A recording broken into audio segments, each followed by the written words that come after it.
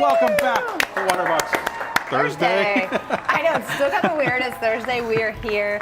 But now we are here at 1 p.m. Eastern Standard Time every Thursday for our LX Large Reef build. If you guys haven't already, subscribe to the channel, and most importantly, smash that like button. Helps us out tremendously. And also hit those notifications because we're here twice a week now. Yes, so you can't miss out. Today we're talking about RODI units and water storage systems. So we're going to show you all of that. Let's get it started. No, we're not getting it started. No intro today. Oh man, we don't. I even said it good this time. Yesterday, like, that was flat. Like, that's a Wednesday thing, but we have no cool intro on Thursdays. Yeah, so maybe, we're already started. Maybe next week. Here we are. We're here. Guys, most importantly, let's go through the giveaway details because that's what everyone wants to know.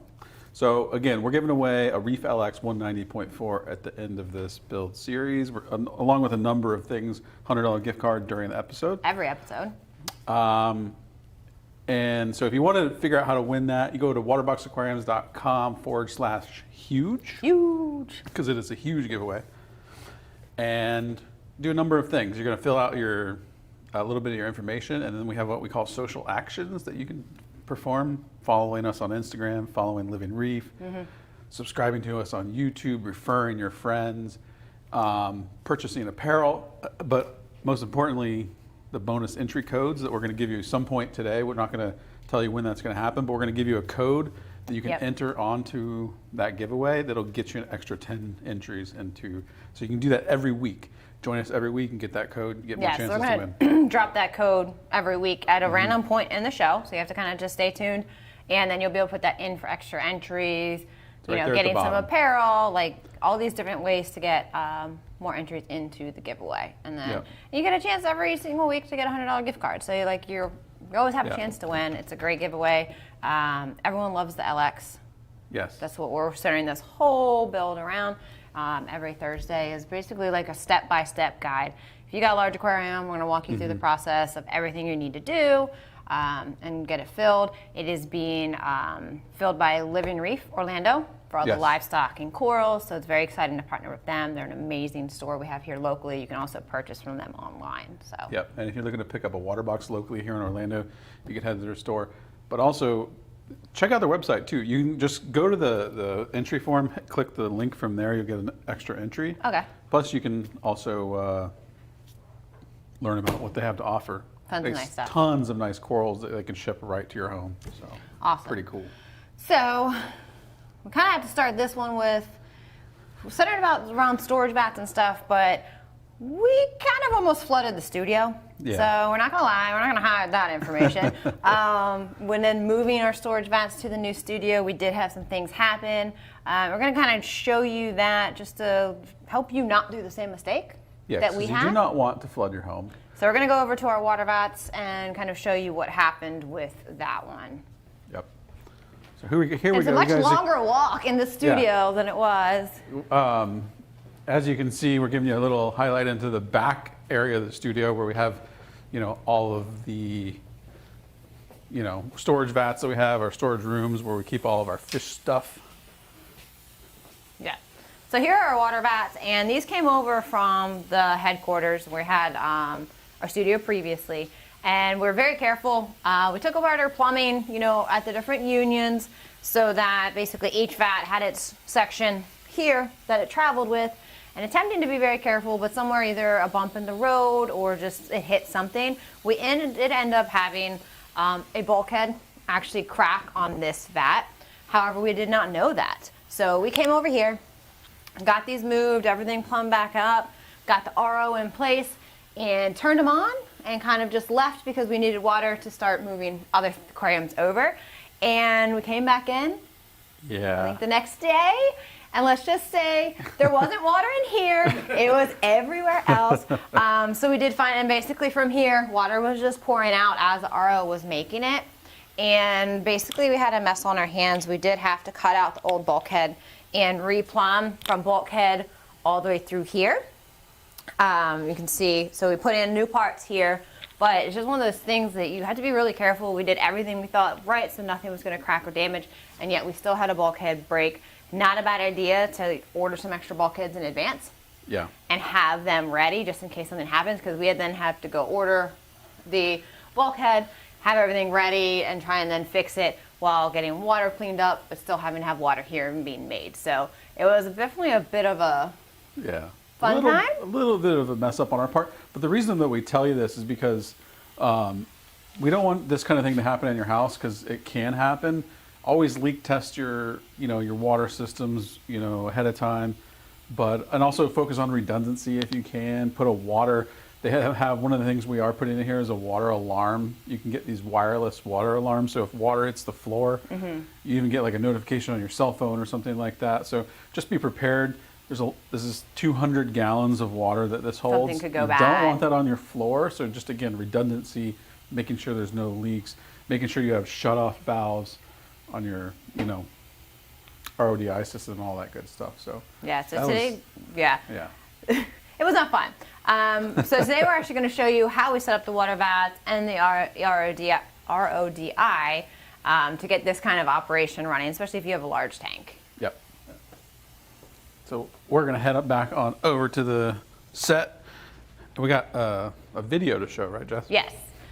So we went ahead and took video all about RODI units and water storage vats. It's a lot longer walk here in this studio. It is. The other one we went to a tank or something, it would be like, oh, here we are. Yeah. And we are back to the front of the studio. It's a great exercise around here, not gonna lie. If you guys have questions about water storage, RODI systems, post them below. We're gonna be reading through those again. We encourage you to interact with us. That's how we give away stuff. That's how you get free stuff. Yeah, so active engagement, helping answer questions, asking good questions is gonna help your chance of getting picked for some giveaways. So we do have a video. Oh, no, we have questions first? Yeah, let me give you some questions regarding the vats Okay. that we just talked about. Okay. Oliver Richmond says, what's the volume of the storage vats? Each of those are 200 gallons. So we have one for fresh and one for salt. So with as many aquariums as we're going to have in here and filling up the Reef LX, we definitely need the capacity to have a lot of water on hand. Yep. Okay. This one. He's chuckling back there. Is that a washer? Oh, great question. It is a washer. It is. We bought this little, almost like a miniature portable washer that hooks up to the sink. It's really cute, and it hooks completely to the sink and drains back into the sink. So like we don't have to hook it up to anything. It's very portable, but it works well for socks and towels and stuff like that. Yeah, so we use that a lot. And I've seen someone even ask where we got it from. I think we got it from Lowe's or something like that. So it's a GE, search GE portable washer. You can find it. Yeah, it's been nice. Yeah. Let's go to the videos. We got some other questions, but we can ask them after the video because some of those might be answered. Okay, so we're going to hold off any more questions until after the video. So we're going to go ahead and show you our process from RODI to water storage vats. A Guide to Large Reef Aquariums, Episode 2. We're talking RODI systems and water storage vats for large aquariums.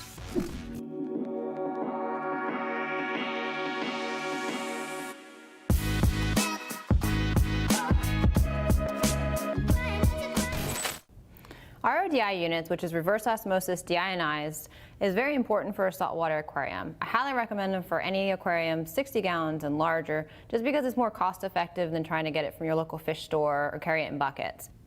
Here we have the AquaFX Mako 100 gallon per day RODI unit.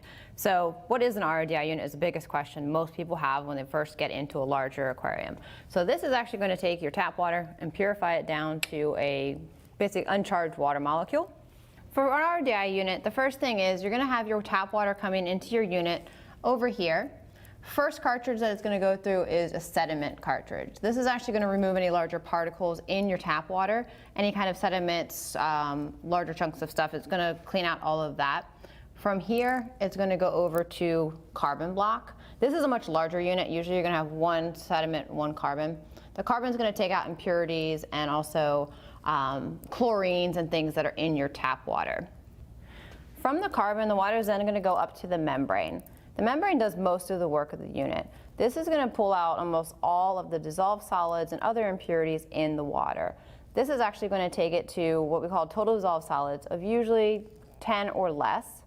And that's going to then from the membrane, you're going to have your wastewater line, and that's the water that you're not going to use. That's going to go down your drain, or you can actually reuse it for other purposes.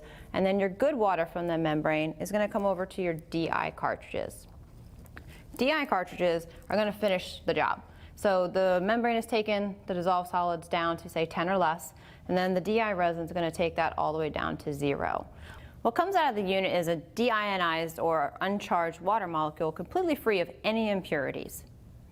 One piece of equipment that I find very important if you're going to have an RODI unit is a dual inline TDS meter.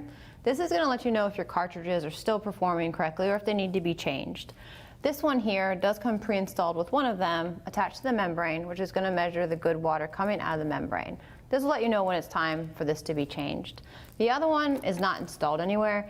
I prefer to put this at the very end where your good water is coming out that you're using, because this is going to let you know whenever your DI cartridges need to be changed.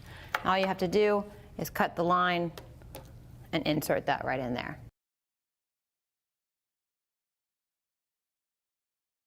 Right now we have the wastewater line coming down into the drain of the sink. We are going to set up a saddle drain valve to where it ties directly into the main drain of the sink. From there, we've got the good water going through the DI units, and it's going directly to our water vats here. All right, now that we have some water actually in our water vat, I'm going to show you how we have this plumbed and how it all works together. So this one here is our freshwater vat, and then here we have salt water. Both of our vats we have plumbed to have a spout that you can actually use and fill buckets with. For that, all you would have to do is open your one ball valve and fill your buckets with either fresh or salt as needed. So what we've done is actually made it to where you can pump fresh water over to the saltwater vat for mixing. And here we've got our pump. We use a Vectra as our central pump to run this whole thing. We're going to move over some fresh water over to salt. We're going to open up this ball valve. This is going to let the water flow over to the pump, and up the pump is going to go here through this and into the saltwater vat. All right, so now we have the fresh water pumping over into the saltwater vat, and we can, through the top, add the amount of salt needed for the fresh water you are moving over. Now that we have the amount of fresh water over in the saltwater vat that we need, we're going to go ahead and turn the pump off and close this valve so no more fresh water is going over. Now we're going to use the same pump to actually close loop circulate the saltwater vat and mix the salt. From here, we're opening this ball valve. Same thing, it's traveling up through this pump, and it's going to basically just circulate until your salt is mixed. Turning pump back on. All right, now we've mixed our salt water, and what we've made is actually an output here that you can attach a hose to. We used a Python hose. You could use really anything with the proper fitting. And in order to do that, you're going to leave this valve open, and you're going to actually close this one, because what they'll do is pump is taking the water this way, bring it up, but you want it to come out this pipe, not recirculate through.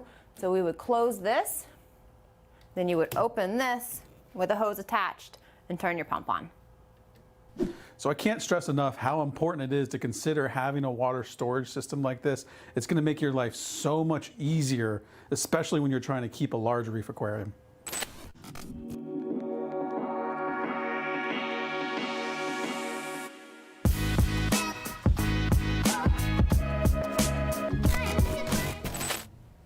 All right. Hopefully that answered a lot of questions, dropped a lot of knowledges on that, and made it a little bit easier for anyone considering setting up water vats to not be scared of the process. I mean, it seems kind of daunting, but your life is going to be so much easier, especially when you have a large aquarium. Like, there's no way around it that you've got to have something set up like this that automates, simplifies, and doesn't mean you're trying to lug stuff from a store to get water. Yeah, and especially the reason we're touching on this specifically is, like you said, large aquariums with this 320.7, you're going to have water storage. You're going to evaporate so much water.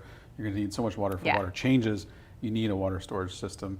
We will drop this video this weekend, so if you want to go back and watch that video, you want to reference it, we're going to have it separately as an uploaded video within our reef, within this build playlist. Yeah. So- And you don't, one kind of thing is you don't have to go this big. You don't need two 200-gallon vats. You could do it in 40-gallon trash cans. You could do it in smaller vats. You can buy those in all different sizes. So just accommodate to what your space and your water demand needs will be. It doesn't have to be this big, but the layout of how you could plumb it and operate it would still be the same. Yep. I think we're going to drop a bonus word. Yeah, so we have the bonus entry code Drop for this it. week is aquariums. Ooh, that's easy. If you guys hadn't guessed that already, then I don't know what to tell you. But the bonus entry code is aquarium. So go ahead, hop over to waterboxaquariums.com/huge, type that in. You'll get 10 extra entries, more chances to win. Yep, it's a little bonus for watching us live. You're going to get that keyword. And then I think we're going to take a look at some questions that might have come up for all of that on here. There we go. Andrew says, how many stages of RO do you guys recommend? I would say depend on how much water and how big of a systems you need, but the average person, you really need one pre-filter, one carbon, the membrane, and one DI. If you're doing a larger system, or say you have particularly bad water, you may want to consider like ours, where it's dual of almost everything. It's going to just take longer if you have to kind of replace everything and just give you better filtration. Yeah. Water in Florida absolutely sucks.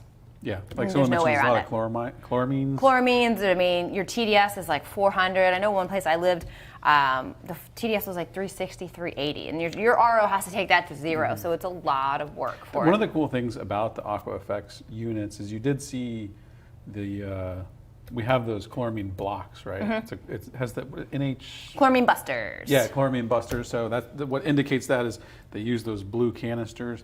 So that's pretty cool. If you're looking to get into a unit, check out aquafx.net. You can change it on AquaFX. You can kind of order your unit based upon how many of what you want, if you want the chloramine buster or not.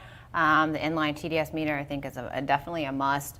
And then, like for that one, we're putting the auto shutoff on it so that it can work with the vats and the float valves so that it just shuts off once they're filled. As soon as you take water out of it, it kicks back on and starts filling it again. So at all times, we have that 200 gallons of fresh water on hand. Yep. Adrian says, how often do you need to replace the filters in the RODI system? How often is going to really depend on how much water you make and how bad your water is, but a general rule of thumb, your pre-filter and carbon, I say replace every 2 to 3 months if you make a decent amount of water. Your membrane, as soon as your TDS, I say, gets over 10 coming out of it, this is why a TDS meter is really important. The higher your membrane TDS coming out of it is, the more your DI has to work. And DI is not that cheap. It's one of your more expensive filters. And then your DI, change it. I change it as soon as it goes over 2 for TDS. So how quickly that happens is going to depend on your water, how much water you make, and all of that. So Cool. a good guideline. Yeah, great question. Chuck says, do you continuously turn the water with a recirculating pump? Only if we have salt water in there. The salt water has to stay mixing. The fresh water just sits in there until we move it over or we need it for fresh water. Yeah, but we use it pretty quickly, so you could aerate it, and there's no problem to recirculate it also, but fresh water? we don't really have a need. Yeah, you definitely could. I think you don't really need to, but salt water has to stay circulated if it's sitting. Yep. M. Shahid says, how long do you mix before adding salt water? So, like, I guess mixing in the vat before you put it in your tank. Yeah, that's what I would suggest. Yeah, so it does depend on the brand of salt because some have rules to how they mix.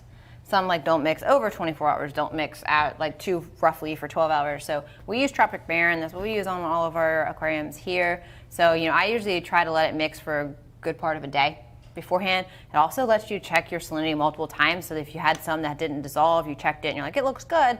Then you go to use it and somehow your salinity is skyrocketed and you don't test it again. So, mixing plenty just to aerate it and it keeps it stabilized too. But it does depend, just check the brand of salt that you use. It usually has some kind of guidelines.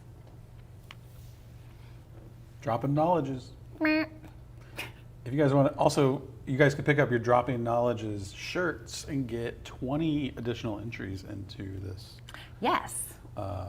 giveaway. Check those out. Alex says, how large of an aquarium before you recommend a system like this? For an RODI unit, I think if you've got a 60-gallon or larger aquarium, you should invest in an RODI unit. The water vat system, if you have an RO at home, having some kind of automated setup is going to be helpful. But I mean, I'd say 100 gallons or larger that you should really go with a storage system that's automated, has pumps running it. A little bit smaller, you can always just do it in small trash cans and mix in stuff as you need. But if you have the space for it, just do it for any size aquarium because it's going to make it easier.